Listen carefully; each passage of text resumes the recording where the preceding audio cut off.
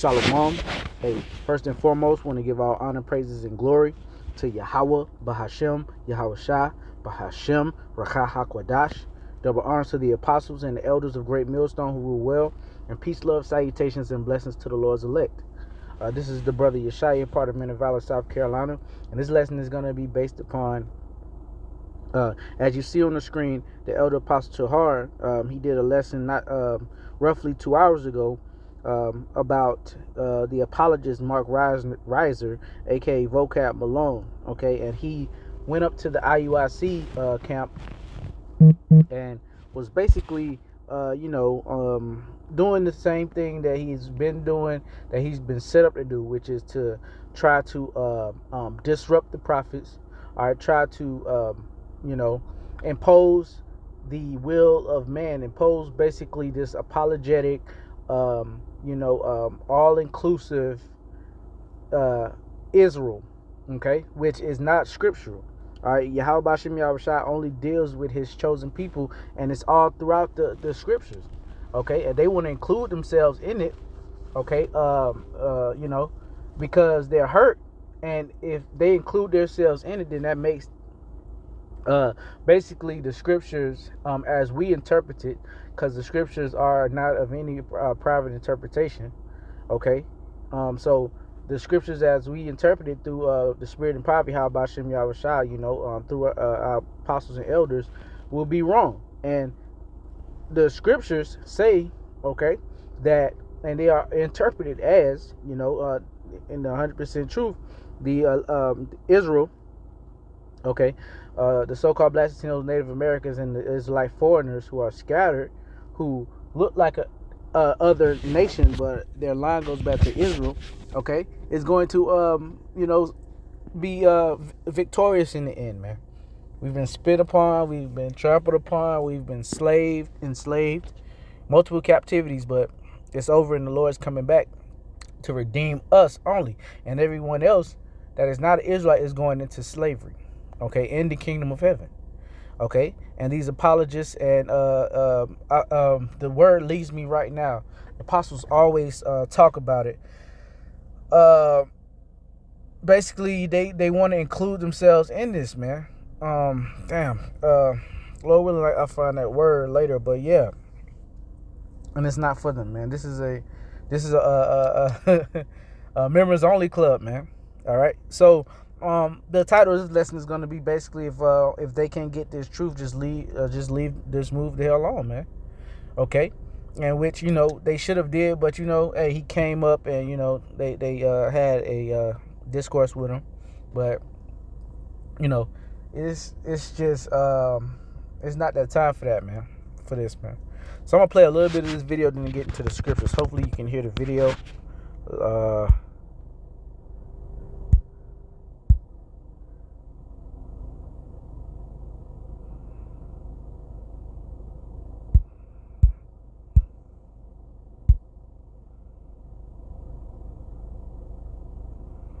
Okay, I really can't hear the video, so we're just gonna go straight into the scriptures. But this is Elder Apostle Tahar's page, as you know. Some of you may know, most of you may know. Go check this video out in its entirety, and get edified. So we're gonna get this first scripture, which is the book of Titus, chapter 3, and I'm gonna start at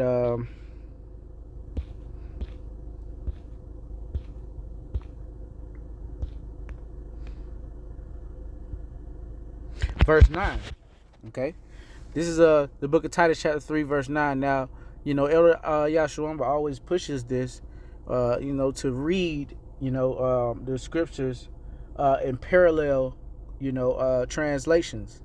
Okay, because the King James version is the top translation, but you can to put things into layman terms, sometimes the NLT and other translations are very good to refer to. So this is the book of Titus, chapter 3, verse 9. But avoid foolish questions and genealogies. Okay, now the foolish question would be, why would the Lord just choose Israel and not all nations? Okay, like the scriptures say. But the scriptures don't say that he chose all nations. When it says all nations shall be saved, it's talking about all nations, basically shall prosper. It's talking about all the nations of which Israel has been scattered. You know, it's not talking about every nation, man. Okay, because these nations don't need salvation. These nations have us, have us, uh, under subjection, has had us under subjection, all right, and still do, but the top one, has us under because he has his grips on all of the world. Okay, so no, this is not for everyone, man. Titus 3:9, but avoid foolish questions and genealogies and contentions and strivings about the law, for they are unprofitable and vain. So we're not going to sit here. This is not the time to sit here and to go back and forth with somebody about laws and everything like that. Of course, it says we're defenders of the gospel. We are set up for the defense of the gospel.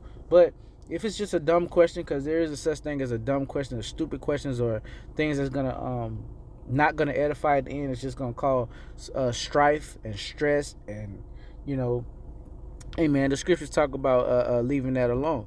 Okay. Verse 10, a man that is a heretic after the first and second admonition, it reject. So there you go. Now let's read it in the NLT. Titus 3:10, if people are causing divisions among you, give a first and second warning. After that, have nothing more to do with them. So there you go. Okay. If someone's not getting it, and then you break it down one time, and then you break it down another time, hey, leave that person alone, man. And that's including family and friends. I had to learn the hard way when I first came in. All right, these people throw the Lord's gospel and throw the Lord's word behind their backs. Okay, you sitting there trying to wake up Jake playing 2K in the living room, and you just bust out and say, "Oh, the Blacks, Latinos, Native Americans, the Lord looks like us, and we are the chosen people." Man, they gonna look at you like you crazy, and turn the damn video game up and ignore the shit out you, man. So it's not that ain't the place to do it. All right, we do it on the YouTube, we do it on the highways and byways, okay. And hey, whoever gets it, and whoever gets it is meant for them to get. All right. 11, knowing that he that is such is subverted and sinneth, being condemned of himself. So they've condemned of themselves when they reject this knowledge, man. And ultimately they're condemned of Yahweh Bashim Yahushua, because he hasn't chosen them. Okay. 2 Timothy chapter 2 and verse 23. But foolish and unlearned questions avoid, knowing that they do gender strife. So there you go. Hey, foolish and unlearned questions, man. If somebody comes at you with a bogus, like a off the wall question, where that they haven't been studying, that they don't do no studying, that that it's just a dumb question overall, hey man, you can avoid that. Of course you can just cut them real fast, because it doesn't take long to cut these people out here in the world, because they're unlearned, or they're unstudied. Okay, so it's easy just to cut them. It's easy to cut them. But if you decide to divulge a little time into that, you can. But don't spend all day trying to break down to your cousin Daquan these scriptures, because he's not gonna get it, and you're gonna end up stressing yourself out at the end of the day, man. All right, Daquan ain't gonna get it, man. All right, this is the book of Isaiah, which is one of my favorite scriptures, that goes deep into the Lord having these people spiritually discerned. All right, Isaiah 69, and he said, "Go and tell this people, hear ye indeed, but understand not, and see ye indeed, but perceive not."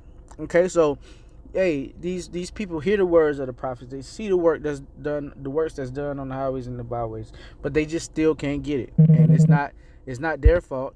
Okay, it's partly their fault, but hey, how about Shem Yahushua just didn't choose them, and then to try to wake them up, you're basically going against the will of Yahweh Shem Yahushua when you try to do that. That's how I like to think about it. So you just leave these people alone, man. And it can be your family and your friends, your closest relatives that you love so dearly, but if they don't get it and ain't for them, you're gonna see them on the other side. Isaiah 69, and he said, "Go and tell this people, hear ye indeed, but understand not, and see ye indeed, but perceive not. Make the heart of this people fat, and make their ears heavy and shut their eyes, lest they see with their eyes and hear with their ears and understand with their heart and convert and be healed. So the Lord literally has angels, all right, the Rakakwadash, all right, which is, the spirit of the Lord. But these angels carry the understanding of these words to whoever they are ordered to, and in likewise manner they block it off so whoever is not meant for them to have, meant to get it. Okay, so that's a beautiful thing, man. All right. 1 Timothy chapter 4 and verse 2. Speaking, I'm gonna start at 1. Now the Spirit speaketh expressly that in the latter times some shall depart from the faith, giving heed to seducing spirits and doctrines of devils. Okay, speaking lies and hypocrisy, having their conscience seared with a hot iron. All right, and like Elder Apostle Hart brought up in his video, hey man, your conscience seared with a hot iron is what? Christianity, being a Muslim, whatever, man. Whatever these people are into that's not of Yahweh Bashem Yahweh, the true gospel, the true wisdom, knowledge, understanding. Their conscience is seared with a hot iron that ultimately seal their faith. Their fate.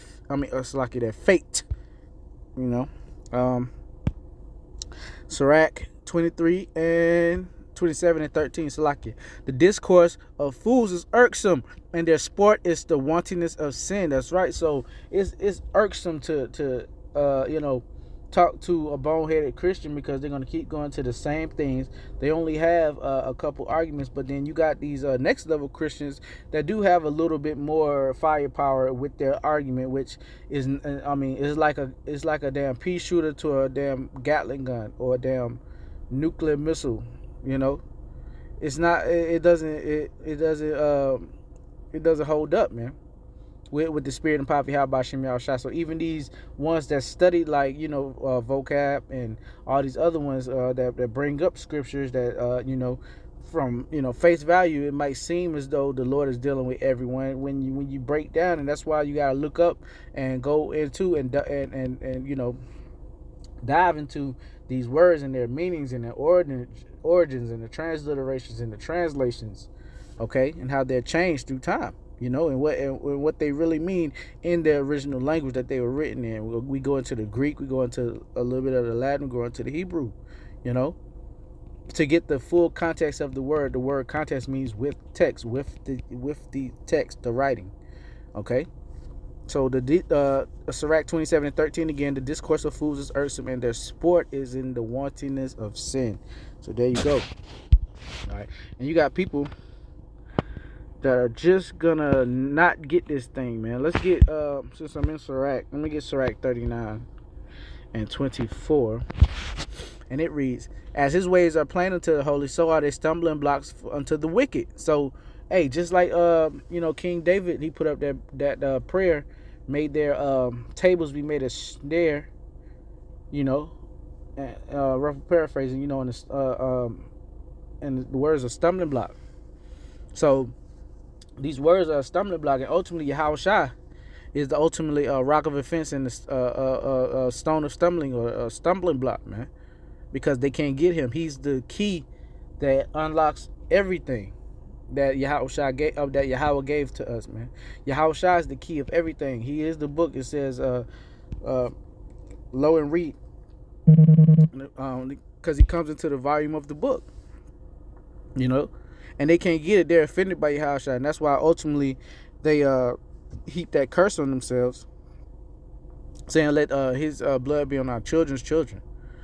Okay, and that's gonna play out in the end, man. All right, and it's playing out right now. But certain lucky ones are getting the axe right now before Jacob's trouble and before those nuclear missiles hit. But they still gotta appear for the in front of the mercy seat. The judgment seat. 2nd Ezra 9, and I'm gonna start at verse 9. Then shall they be in pitiful case, in which now have abused my ways, and they that cast them away despitefully shall dwell in torments. So there you go. These people, they cast the Lord's word away. They cast it behind their backs, man. So they're gonna get that recompense within themselves, man. They're gonna get what they have coming to them by casting away the Lord's word, because this is the greatest form of mercy, man. Yahushua, and Yahushua is the word. But this is one of the greatest forms of mercy that the Lord gave us. Gave us basically the blueprint to come back to Him and to be saved, man, to reach salvation. And you got certain Israelites that not taking advantage of this grace and this mercy period, and they're just gonna get destroyed, man. It is what it is, man. Including family. You know, your so-called family. Your real family is the ones that's in the truth. Who is my brother? Who is my sister? Who is my mother? You know, the same that doeth the will of the Lord. This is, I got a couple more. This is Nehemiah 9:26. Nevertheless, they were disobedient and rebelled against thee, and cast thy law behind their backs, and slew thy prophets, which testified against them to turn them to thee, and they wrought great provocations. Okay, so there you go. All right, and you can read more about this. This is a beautiful chapter about, you know, wicked as Israelites. But, you know, hey, these people gonna get what they got coming to them, man. All right, and that's people you work with at the job, your homeboys, your goddamn family, your family, you know what I'm saying? Hey, it is what it is, and you're gonna see them on the other end. You can't get too wrapped up in, you know, your family, your friends not getting it, or dumbing yourself down to just to be with them, man. You suppressing the spirit. All right, and it's ultimately gonna catch up with you, man. All right, mark my words, it's ultimately gonna catch up with you, man. Psalms 50. This is the book of Psalms, chapter 50, and verse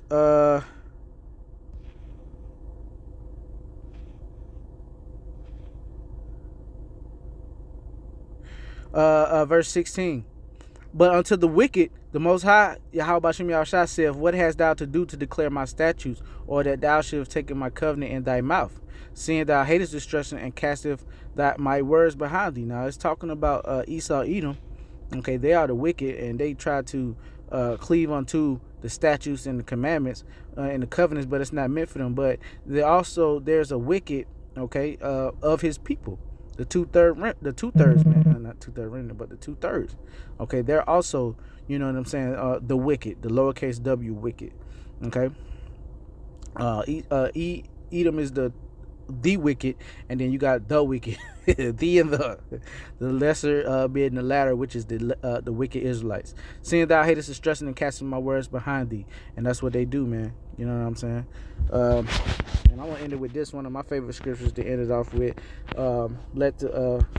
I usually gotta leave these people alone, man. If they're filthy, they're filthy. If not, I'm gonna read it. Revelation 22:10, and he saith unto me, seal not the sayings of the prophecy of this book, for the time is at hand. He that is unjust, let him be unjust still, and he which is filthy, let him be filthy still, and he that is righteous, let him be righteous still, and he that is holy, let him be holy still.